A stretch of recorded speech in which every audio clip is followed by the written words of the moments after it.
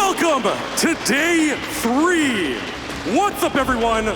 My name is Justin Kruger, community developer on Rainbow Six Siege, and right now, we are about to break down all the details that you need to know for the upcoming year, our year 4. Are you guys ready to see the roadmap? Are you guys ready to learn about the balancing changes, the map reworks, and all of the content that we're introducing in year 4? Well, without further ado, let's take a look at the year 4 dev diary.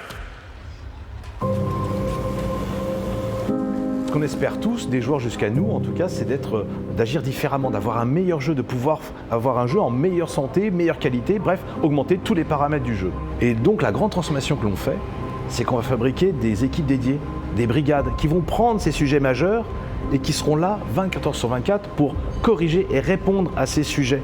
It's an absolute change of fundamentals in how the team operates. There are different cells: event cell, operator cells, a cell about player behavior and handling toxicity, and a playlist cell. The roadmap, the operations are going to cover still the 8 operators, your classic elements that you expect in a season, but more rework. We're putting a dedicated team that's all about the maps and balancing the maps. Work on the choke points, work on the layouts that needs fixing is going to be one of the missions. Pour cette année 4, on va changer la formule. Une nouvelle map et 3 reworks. Améliorer des choses, redonner un cycle de vie aux maps, redonner une nouvelle dynamique. Le jeu, il est important qu'il soit toujours en recherche de nouveautés. L'événement allie le parfait mélange entre la légèreté d'un événement et en même temps pour moi une phase d'exploration. Donc année 4, nous allons commencer à tabler sur des gameplays, des mécaniques, nous avons envie de tester, voir les réactions du public, etc. C'est un gage d'avenir aussi pour Siege. We now have a full production team dedicated to doing that 100% of the time, shipping operator reworks and tweaking the game. We're going to be reworking Lion, Glaz, Ying, Dokebi, Capitao, and that's just the beginning. Many more are to come, we just can't announce them yet. In the past months, we've set up a cell dedicated to player behavior. That cell will be looking 360 at toxicity, team kill, living, all of the negative and positive behavior. They're now going to be tackling the most important feature the game is going to be seeing, that is handling team kill. So I'm extremely happy to announce that in season 1 we'll be seeing in the TTS the first prototype playable by all of the people in test server of the reverse friendly fire, which is a feature that's going to punish players that are trying to perform a team kill. This is going to be tremendously changing how you interact with the game and the rest of your players without disrupting the tension and the lethality of the game.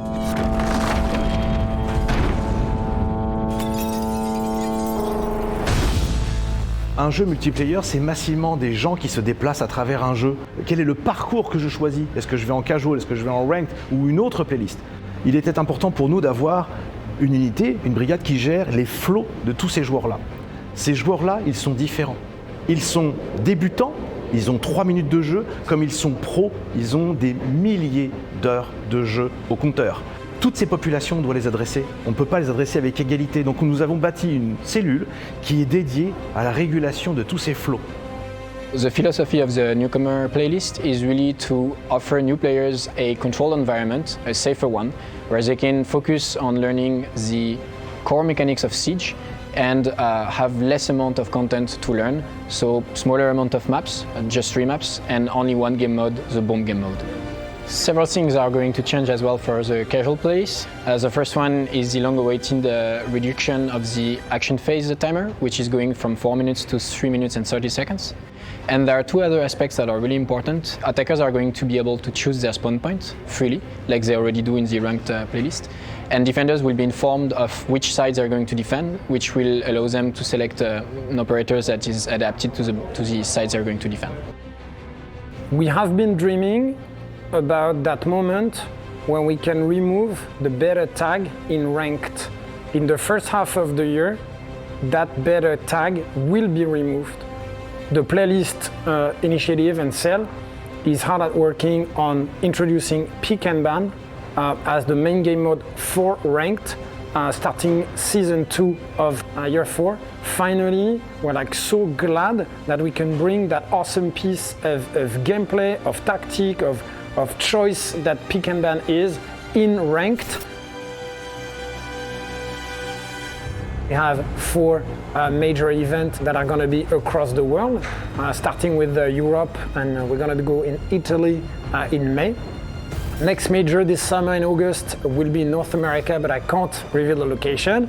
Finally, we'll go to Asia for the first time in November and back in Montreal for Six Invitational 2020. 2019, 4e année, beaucoup de transformations que l'on fait sur nous. Il y a une forme de continuité, 4e année, et en même temps de début assez fort. En fait, je vis cette année, ce 2019, avec énormément d'excitation. J'ai une fin incroyable de ces transformations que l'on fait et des résultats qui vont donner à notre jeu et à notre communauté.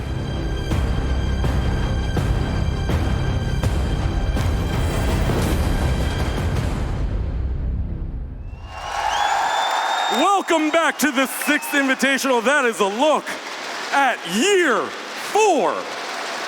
A huge year coming up. Please keep that applause going for our incredible panelists who will be going into detail. I present you brand director Alex Remy, realization director or whatever you are, Kit Grand, I'm sorry about that, and presentation director Alexander Karpazis. I'm surrounded by directors, that's why I got tripped up on that. But Alex, I want to turn to you first. There's a lot in that video. There's a lot in year 4. But let's take a quick look back at year 3, the year that was. It was a year of experimentation. It was the first time we ever had an event with Outbreak and the Madhouse event. And right now, we're having an event right now with the 6th Invitational event. First year, we had a rework. A lot of firsts for us. So what did year 3 mean for you and the dev team, and what learnings did we take from it? You said it, Justin. It was year 3, a year where we experimented, tested things, the rework, the events, for instance, and the learning that we got from there.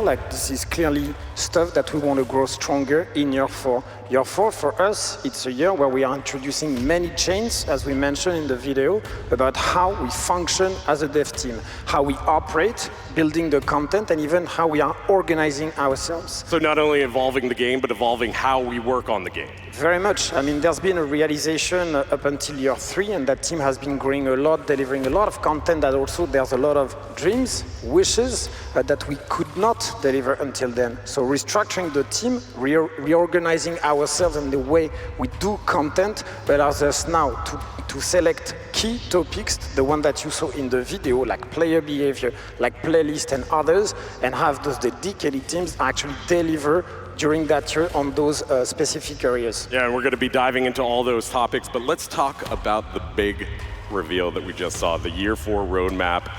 A lot of changes, a lot of interesting things are going on in that map, so why don't you break us down what we're seeing in year 4? Year 4, we're starting obviously with Burnt Horizons, which is our first season in Australia, and all of the details are going to be revealed in another panel. But we also have obviously our 3 classic seasons afterwards.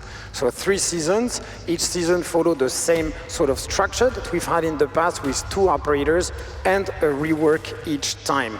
Operators, as you can see in the roadmap, this time we're going to be meeting new characters from way more different nationalities, total 7 different nationalities, traveling from the US Secret Services in season 2 and Denmark, with a pretty exciting female operator that's going to be there. Then we're going to go to Mexico and Peru for the first time in South America after Brazil and Central America, and finishing season 4 with Kenya and India. And I'm pretty excited about that season as well, because it's going to be a very interesting one. Super interesting. As we saw yesterday during the Universe panel, we're shifting more towards the characters, the backstories, where these people are and who they are, really, where they're from and who they are. So that's going to be really interesting as we move forward. Obviously, another thing, a big thing on that was the reworks. We're going to be touching on that in just a moment. Yeah, a point about the rework is this is very important for us when now that we're reaching a certain level of content and maps available, that we are taking care of that content. The game is growing, the community is growing, obviously, and we have to cater to that content, make sure that it's even better than it is, and that this is really one of the objectives that we're setting this year of taking care of the operator with balancing as well as the map with the map reworks. I think it's a really important thing as we move forward into year 4. We're constantly adding more content, but now we're taking a step back and taking a look at the content that we already have to make sure that it's fun to play on and easy to play on and great to play on. And another difficult aspect of Siege is learning, getting access to those operators. In year 4, we're going to cross 50 operators. So how are we making it easier for players to unlock those DLC operators? We've mentioned it about 2 years ago. I believe it was the first SI that our dream is to deliver the game up to 100 operators. That's our wish, that's our journey, ambition, and this is what we're going to do. And indeed, we're now almost halfway through that dream, which means also tons of new content. Every new player, engaged player that is now in the game has a form of almost a wall to grind, if you will, with all of those operators. So we are introducing what we call the operator lifecycle, which is a way to make every of our post-launch operators much more accessible. As you can see, what we're doing is like every operator that is getting a year older is actually seeing a decrease in terms of pricing in credits and renown, meaning that every operator that is 12 to 24 months old is now $4 or 20,000 renown, and up until 30 months and older, where they're actually $2 and 10,000 renown. Yeah, so 36 months and older, you'll get the cheapest operator, and that's starting season by season. So starting year 4, season 1, you'll start seeing those price decreases. Absolutely, this is starting now, and a big push from us has been about the accessibility on the game. We've revealed the new SKUs about a week ago, where also we're making sure that the operators, which are the most critical parts of gameplay that you need to access and learn in the game, are getting more accessible. And it's also true with the operator lifecycle. For every engaged player, we're going to make the gameplay much more accessible. Gameplay much more accessible, and going back to the roadmap, there's one other thing that I wanted to touch on here, the events. We're introducing more and more events this year. What's the thought process behind that? But there's two main elements when we looked at events that we indeed introduced as sort of experiments last year. Is one, obviously, it does create a rendezvous or a moment for the community to actually play and rediscover in a fresh mode or fresh modality or the game. And at the same time, for us, this is a space where we can actually innovate and almost do some R&D, if you will, because the game is so tight. Like when you do play Rainbow Six, it follows very strict gameplay rules, certain level of complexity, and we need some spaces where we can actually experiment, develop new form of experience, and see where that leads. This is why next year we're gonna have an event per season that can come into the spectrum between something offset and a little bit funny like the Halloween one, or something much more serious like Road to SI. Yeah, and these events allow us to experiment and make sure that the game is in a healthy place. And going back to year 3, one of the big things that we utilized to make sure the game was healthy was the test server. And so how are the test servers changing in year 4? In year 4 and starting season 2, actually, we're going to be making the test servers from 2 weeks to 3 weeks before we introduce the live season.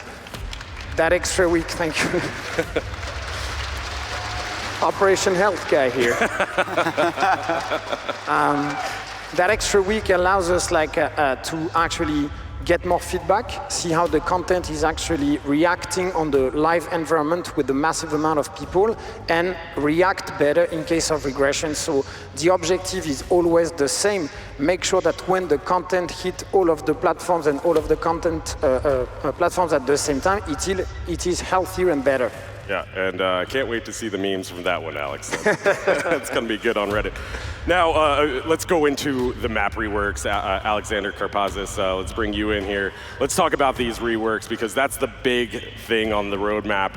Let's talk about the first rework we saw in Hereford Base and how these reworks are different or similar to that one. Right, so we're actually redefining what we consider a rework now after learning so much from Hereford. Hereford was a giant top to bottom change with the art, with the layout, and now we're looking at the maps in our roster. We're over 20 maps now, taking care of those and not changing the things that work, but changing the things that don't. And we're using data, we're using feedback from the community to make those changes. All right, and as we saw, we got a little glimpse of these changes to come, but what maps are we changing and how are we changing them? All right, so starting with Season 2, we have a rework of Café. Then Season 3, we have a rework of Canal. And then finally, Season 4, we have a rework of Theme Park. Theme Park, all right, let's ooh, yes. Yeah. That one got a response. Didn't think that, eh? Yes, and here we are. Let's start off with Year 4, Season 2, Cafe. What are we changing in Cafe? All right, so everybody got that little sneak peek, and we'll roll the video right now. We're expanding the second floor now so that you can approach objectives and have a little bit more space to play with. On the attacking side and the defending side, even Skylight is getting blocked a little so that it's a little bit safer to move around on that floor. Yeah, absolutely. Our fans are really liking that one. They love it. And then you can see another big change that we're making is moving the staircase on that bottom floor over. Perfect. And it just helps people move a lot. It was a lot of dead space. People weren't using that staircase, so moving in a place that makes sense really helps out the map. Now, Alex, what about that pesky bomb site? The one we all know about. Are you talking about the bakery one? Yes, sir. We've moved it. Oh, boy. It's not there. It helps defenders now. It's moved in to the kitchen. So you have 2 sites in the kitchen now that you defend. It helps out the defenders a lot because it was such an insecure spot. And we've introduced a new objective as well to the map.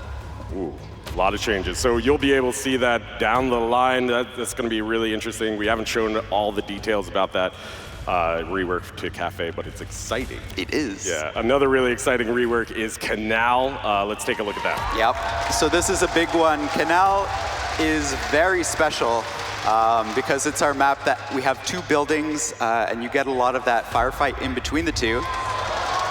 And it was always a blocker moving from one to the other. So we've added a new route up top and we've actually added a tunnel underneath as well. So you get a lot of changes coming to the red building, and you see a lot of choke points like these hallways that we're opening up. We're creating new opportunities for the attackers, for the defenders, just redefining the space a little bit more so it's not as claustrophobic. Yeah, and what I'm hearing is that it's a lot about navigation, a lot about those angles, a lot about those choke points, taking away all the things that are frustrating about these maps, but keeping the good things. That's it. Yeah, absolutely. And now a map that's a little bit further down the line, so we don't have a lot to show for it, is Theme Park. But that, our players have a lot of opinions about Theme Park, don't they? Yeah. It's a little ways away, but we do have a floor plan we want to show. Keeping things that worked, like on the first floor, Drug Lab was great, but then you get the maze that's happening to the side with gargoyles, so we want to kind of streamline that a little bit more and balance the lighting. Right now, Theme Park is a map that's super, super dark in some places, super bright in some places, so kind of averaging it out so that it's easier for players to recognize what's happening. Cool. And then on the second floor, we're actually taking a look at that connecting hallway where you have the train cars. It's very hard to flush out defenders. There's so many hiding spots.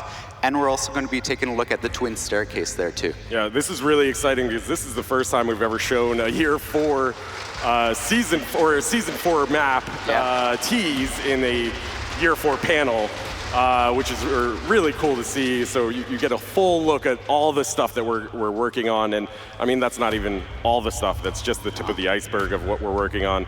And when we look at these maps, they're always going to be iterative upon. And I think one of the things that we normally look at when we look at balancing is operators. And that's what I like to bring in. Kit Grand, realization designer, not the You may have seen him walking around as Vigil, or maybe you haven't seen him walking around as Vigil, if you're holding a camera. But Kit, tell us a little bit about what your balancing team has been doing. Last year, we introduced the balancing cell. What have you guys been doing over the past year? So as of December, the balancing cell has grown substantially. We've got now members from the whole dev team, right from code, design, research, all the way through to audio and art. And it's going to be a great year for year 4 for balancing because we're dedicated, and that whole team is entirely on that. It's going to be great. Now, we saw in the video a little glimpse at some of the operators, and we can't talk about balancing without talking about the 800-pound lion in the room. Okay, let's do it. So let's talk about lion. What are we doing to improve lion in year 4? Right, so with lion, the first thing we're doing is we're getting rid of the outline. That's out, that's going away. The next thing, the next big thing is the time. He's being halved. It was 7 seconds, 3 seconds of countdown, and then 4 seconds of effective time. Now it's going to be 1.5 to 2, and then 2 seconds of actually scanning. These 2 changes, we're confident will take him to a place where he's still lion, but he's not an operator that's going to help you kill people. He's an operator who's going to assist in gaining intel, and that's pretty much it. He will tell you someone's above him.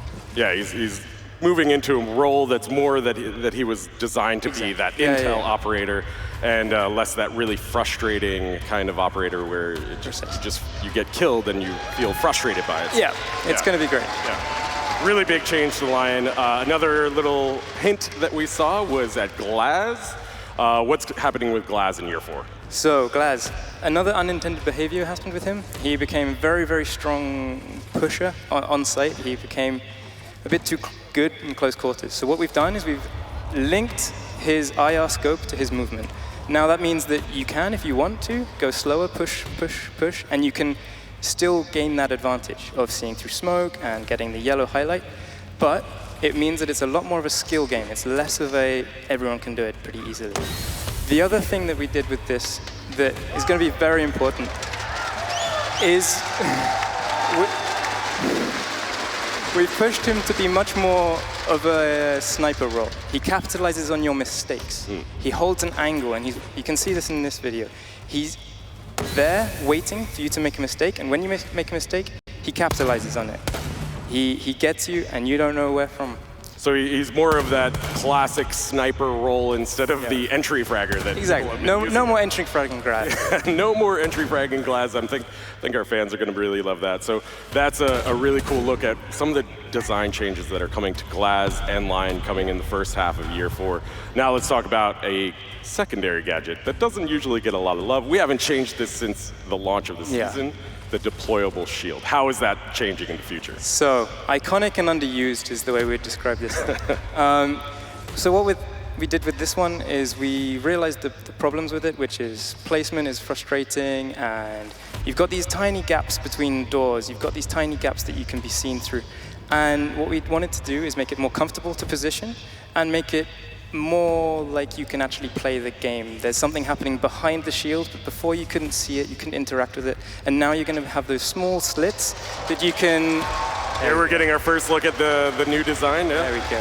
So those small slits, they're bulletproof glass, they're mirrors, and basically that will allow Glaz to no longer do this, but also those windows will allow the person behind the shield to see what's happening in front of them and make a move, because before maybe you weren't sure what was there. Yeah, and just to be clear, you can't shoot through those slits. Yeah. No shooting. So they're just there for visuals. Yeah. And gathering intel. This really becomes more of an intel gathering tool than anything. Yeah. It's an intel gathering tool, and it's also going to have an impact, right? You see one of these, and as an attacker, you think, ooh, maybe I don't rush that. The other thing great about this is we've kept all the destruction mechanics the same, so it's going to be destroyed by grenades, ash charges, all these things, which means that it's still the shield you know and love, but it's got a little tweak to it. It's a little bit better. Maybe you'll select those over impact grenades. Maybe it's more of a choice. Yeah, exactly. A little bit more of a choice, bringing that options to the players. Yeah. So those are some of the changes that are coming in year 4 down the line. Let's take a look at some of the changes that are going to be coming up immediately. These have been outlined in the designer notes, but let's show them off for the first time, starting with that Dokkaebi change and the mute interaction. I'm excited for this one. So we kind of approached this together, which was quite fun. So now Mute will get a small buff icon. It's actually hidden by my in picture, but you will see a blue icon appear when you're in range of the Mute jammer, which will allow the defenders to better utilize that utility of Mute. And then on that as well, Mute jammers will now hang up the phone call when you walk into them. So you can see here, it's gone. It's a cleanse. Yeah, so if we're talking about like video game turns, you have a debuff and walking into a Mute jammer cleanses you. Exactly. It's going to mean that Mute has much more potential for placing his jammers in not just reinforced walls or drone holes. It's more flexible. Yeah, another thing, we changed the timing of it as well. Yeah, so this one's great. After 18 seconds, the time that we've worked with pro players in pro player feedback to fine tune, the hang-up will happen automatically after 18 seconds. So you'll still get the advantage of Takaibi being able to pinpoint those roamers, but at the same time, it's not going to annoy you 2 minutes into the game. Yeah, it's still enough to make her a viable option and be annoying, but then after 18 seconds, it so if goes to voicemail. If you're in a firefight, you can ignore it and you won't need to deal with it. Yeah, if you're running out of time in the map, as we've seen, you know, it might just run out. Exactly. Yeah, on its own. All right. So that is a look at two operators getting an interesting change in Year 4 Season 1. Yep. But there's another one that we hinted at. Yeah. Capital. So this one's a big one for us. It's been worked on for a while, and it initially started as a bug fix because this is unintentional. So what we've done now is we've completely reworked the propagation system, and now you will get a much more reliable firebolt. It will propagate into the area it should do, but also on top of that, we've reduced the damage, so it's less of a frag grenade and it's much more of a area denial, and you can maybe push a defender off a position with it rather than using it as a frag grenade. That's right, so it allows a little bit of map control to exactly. the attacking team. Yeah. Interesting stuff. And now let's take a look at another secondary gadget that's going to be getting a little bit of a change, the breach charge. We haven't changed the breach charge since launch. So what are we doing to this? Yet again, an iconic and underused. So this one, we've reduced the animation time, so it's going to deploy much quicker, it's going to be much safer to use. And then, on top of that, we've tweaked the damage. So the damage fall-off before was very intense, close-up, and it was quite big. What we've done is on the attacker side, we've reduced that so that you'll be safer to use it, less killing yourself. And on the defender side, thank you, Kit. Yeah, that's okay. Yeah, I've killed myself many times with breach charges. Yeah, it's going to be useful. So what we did on the defender side is we made it a little bit bigger, but there's less damage overall, and it will have more of an impact as I'm opening a wall. I'm not killing someone. Right. So a little bit of a quality of life things. Nothing huge, for but that something gadget. nice. Yeah, and you know, one of the things that our community has been talking about over the past for a few months has been lean spam. Right. So what are we doing to introduce a first fix to lean spam? So this first iteration, what we've done is we can see the videos. We've taken a first pass at it, lots of maths. This is the current one, and this isn't what we want. So instead, this is what we have now. No? Okay. There we go. So no more flapping heads. No more flapping heads. Obviously, I want to reiterate that this is a first fix. First iteration. First iteration of We're working on other things along the lines of crouch spam and lean spam as well. Let's see what happens with it. Yeah. This is a good start. Yeah. So you will be able to see all these, or all those changes in the Year 4 Season 1 test server starting tomorrow. Yep. We've already gotten good feedback on the lean spam, but we want more feedback from you guys, so let us know what your thoughts are once this hits the test server tomorrow. Yep. And of course, that's only the tip of the iceberg of balancing changes. We also have Ash losing her ACOG and and a few other changes that you might see down the line, but you'll see them all in the test server. More to come. You'll see them all in the patch notes tomorrow. Now, Alex, let's talk about how we're making this game easier for newcomers to enter the game. We saw the newcomer playlist in the video. Tell us a little bit about more how this works and what are the rules behind it. Sure. So newcomer playlist is us trying to make it easier for players to get into Siege. It's a very, very complicated game, and so first contact is very important. So we're creating a playlist dedicated to players with level 1 to 50 clearance, and this is their space to play with other people of the same skill level, of the same knowledge. At the same time, we're making it so that the rules match a lot more what they'll see in ranked. So it's bomb only, and you only have 3 maps, and these maps you'll also see in ranked as well. And this helps prepare players to make that jump from the newcomer to the ranked playlist. So a lot of tools to onboard new players as soon as you pick up the game. It's a little intimidating, you have those situations, but this will make it a little bit easier for them to navigate. Another thing we're changing with the preparation phase are the spawn points in bombs. That's right. So when you're jumping in as an attacker, you vote as a group where you want to spawn, and you'll spawn together so that you can approach the objective together. And when you're a defender, you'll be shown what bomb site you'll be gaining so that you could pick an operator that fits it. Yeah. Now, how do these changes impact casual? We saw in the video that there's a little hint at what's happening with casual, but what's happening? Yeah, so it's important to note that newcomers can still play casual if they want, if they have those friends that are higher level than 50, so they can jump in there. For casual, we're reducing the action time to 3 minutes and 30 seconds. Yes, yes.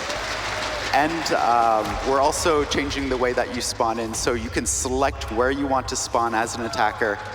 And again, we're showing what spawn point you'll be as a defender. So bringing it a little bit closer to what we see in ranked. That's right. And speaking of ranked, there's a lot of changes happening with ranked. What's There happening is. with ranked, Alex? Tell us. So, What about that pesky beta tag? year 4, 2019, no more beta tag. Let's go. And it all starts with pick and ban. We heard that a lot of people liked it in the road to SI. Yep. Yes. So we'll be changing it and bringing it into the ranked playlist now. Yeah, obviously such a requested feature in ranked. We see it all weekend long at the Six Invitational and in the Pro League, and now we're finally bringing it to ranked. And more information will be presented when it comes out officially, but this is pretty exciting. It is. Yeah, absolutely. And also introduced in ranked, we have the new ranked hub. Yes. Tell us about what that is and what players can expect from that. So this is actually your home for ranked now. We're providing a space where you can get more information. You'll know what rewards you'll actually win at the start of the season. You also know what maps are being rotated in and out of the map pool. If you go over to the My Rank tab, you actually find out a lot more about how you're performing, what you need to make that jump to platinum, which I think we're all. Yeah, we're all. Yeah. I'm diamond actually. Okay, I don't know about you. Forgot about that. Yeah. And it'll Please, also give Alex. you a bit of a history as well on your previous season, so you can kind of measure how you're doing. As well, if you move on to the skill tab, you can see kind of the entire population of Rainbow Six ranked and where you kind of fall in between that. And we also have the Maps tab, where you can see all the maps in rotation, which ones are being added and which ones are being removed for that season. Yeah, so this is going to be a really useful tool in the game client itself. All this information was only ever posted on social media or on the website, so now you can load up your game and see exactly all the information that you need to know. That's right. It's our big jump, making sure that it's a little bit more transparent what's happening with ranked. Yeah, now also earlier we mentioned that we're going to be crossing the 50 operator threshold in year 4, which is really exciting, Alex. But what does that mean to the menu system for the operators? It means we're running out of room in our operator album. So we have to make more room, and this is the new operator album that we'll be releasing second half of year 4. And it starts with the landing page. When you hit the operator tab, you'll get a split between attackers and defenders. We'll also highlight a stat and operator that you've been playing. And then when you jump into something like the defenders tab, you'll actually see the entire album of defenders that you have. We've made it a lot easier so that you can unlock them now. The flow is a lot less painful. And this is kind of like your go-to place now to customize your loadout. I see you play Ella and Zofia mains. Yes, my favorite. Your favorite. All right, so that's a look at some really cool stuff. Player comfort, quality of life changes coming to the game. And now one thing mentioned and showed in that video was the reversed friendly fire. And I mean, we've been doing a lot of things to address toxicity in the game. We've introduced chat filtering, and a lot of these things that we're working on in terms of player behavior, but we haven't really addressed team killing in a meaningful way. So tell us and break down what's happening with reverse friendly fire. Right. So we've been working on this for a while now. If you check out the video, what happens when you kill a friend is you'll actually be sanctioned. So you'll get a warning for dealing damage to a friendly teammate, and then once you get sanctioned, any damage you do will be reversed onto you. Yeah, and there you can see clearly there's an indicator that this is you're now in the reverse friendly fire danger zone, and Yes. and then your next kill will kill yourself. That'll last for the entirety of the match, and it was important to make sure that the lethality of friendly fire was still there, but we're making sure that it doesn't affect other people's games. Right, and I think it's important to note that this is still just one iteration. It's going to hit the test server. We want your feedback. We want to test this over and over again to make sure we're getting it right. Right. We'll release it on the test servers first, get feedback. We're even playing with more down the line in terms of a forgive system as well. Yeah. Alex, in terms of player behavior moving forward, we saw the player behavior cell. What is the priorities of this cell, and why are we putting importance on toxicity and player behavior? With the game hitting now 45 million unique players, toxicity obviously and some of the negative behaviors are becoming a more important topic that all of us as players are actually experimenting and experiencing. So clearly that cell, starting with reverse friendly fire, is going to be handling that cancer that toxicity is, and I do believe that's our intention, that reverse friendly fire will have similar impact as when we introduced Battle Ice 2 years ago. It's really like taking down toxicity as much as possible, and at the same time rewarding positive behaviors in the game with other features that we can't say more for the moment. We have a lot being worked on, and we're taking this subject very seriously. We see your tweets, we see your messages online, and I'd just like to say to our community that you can be better people to your fellow players. It is never okay to discriminate against someone because of their race, their gender, or their sexual identity, and that has no place in Siege.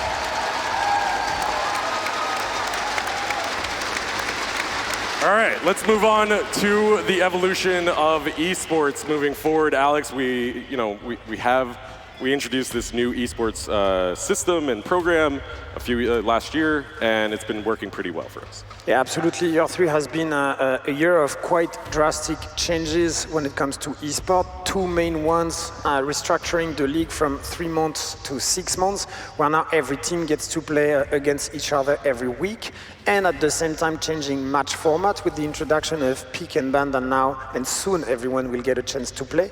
Those two changes have been obviously sort of disruptive. At the same time, they are positive but disruptive. So year 4 is going to be a year where for esports we're going to be consolidating on those great additions. So year 4 roadmap is a roadmap that will look similar to what you guys have seen and witnessed for the past year. So that's 2 main seasons of 6 months, as well as 4 main events. 2 Pro League finals, the next one in May being in Italy, Milan. And we're going to go in August for the first time. The major is going to North America, so we're pretty pleased about it. USA, here we come. Finally, and I'm sure everyone in this room and watching us will be happy to know that the Pro League finals in November will be in Asia, considering how the scene has been growing and competing at that level all through the past months. It's incredible to bring Rainbow Six there for the first time. And finally, 2020, we're back in Montreal for Six Invitational. We hope to see everybody here next year at the Six Invitational, but of course, APAC had a really strong showing. It was really great to see. And our first event after this is going to be Milan. But before we get to that, I just wanted to show, we saw a few new additions to the minors. So what's happening? What are we adding to the minor leagues there? Yep, minor are those small standalone tournaments that we've had last year, and we want to keep them. And the great news is now we're starting to see partners, tournament organizers that are taking them and pushing them in different territories and locations. So seeing how other partners and other collaborators are taking and exposing the game elsewhere is a pretty good, healthy sign of how the game is growing overall. So an evolution of our esports scene from the bottom up. Anybody that wants to compete can compete at any level. Really great. So without further ado, let's take a quick look at the Milan trailer from our Ubisoft Italian people, and let's check that out.